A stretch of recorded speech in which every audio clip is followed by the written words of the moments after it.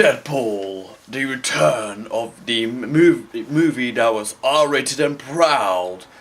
And this time it stars the one man that's responsible for annihilating half the universe, Josh Brolin. And also made Skrillex more awesome. Hello, this is Elijah Wells, and today's review is Deadpool 2. The story is the merc with a mouth who looks like an avocado who had sex with a much older avocado. Loses his wife after shooting in his apartment, and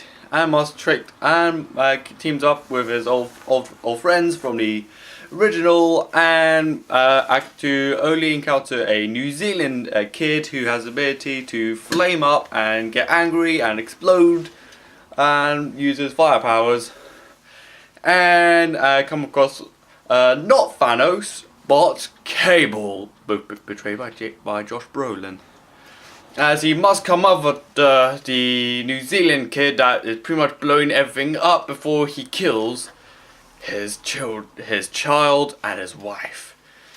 And of course, the merc with a mouth says, "Okay, 4-4 break," and finding out he's taking down a villain that is taking down someone that his mother is called Martha. Save Martha! Of course, the humour is so hilarious that when I watched it in the cinemas, I was just on the floor.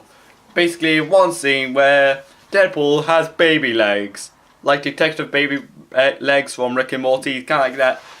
And I think you saw his penis, but yes, nasty.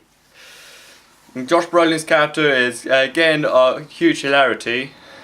And of course, the one scene where Deadpool does the X-Force, the more forward-thinking version of X-Men, because feminism.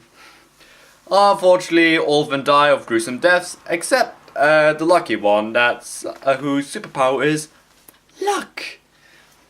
And there's the average man who loses his arm from an acid burn from Zeitgeist, whose Zeitgeist is played Pennywise from It.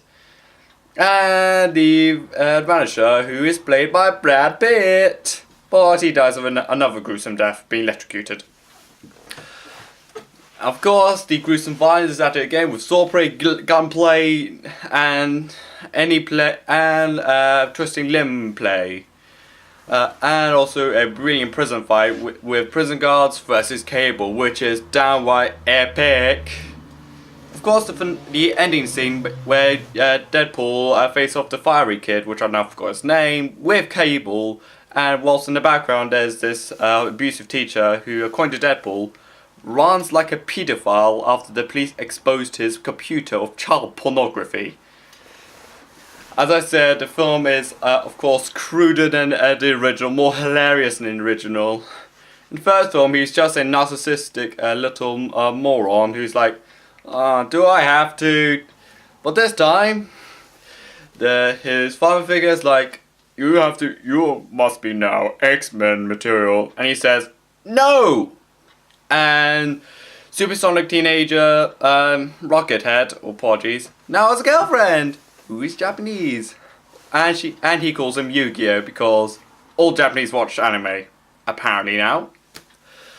Of course, the humor is the action is brilliant. The acting of Ryan Reynolds as Royd Wilson is brilliant, and especially in the scenes where he meets up with his dead wife, and especially the post-credit scenes where he tries to turn back time by killing off the fake Deadpool from Origins Wolverine, killing off Ryan Reynolds before he accepts Green Lantern by blowing his head off, and making sure his wife is bringing his life to life by killing the person that shot her, like, whew, they're sharpened up by a knife.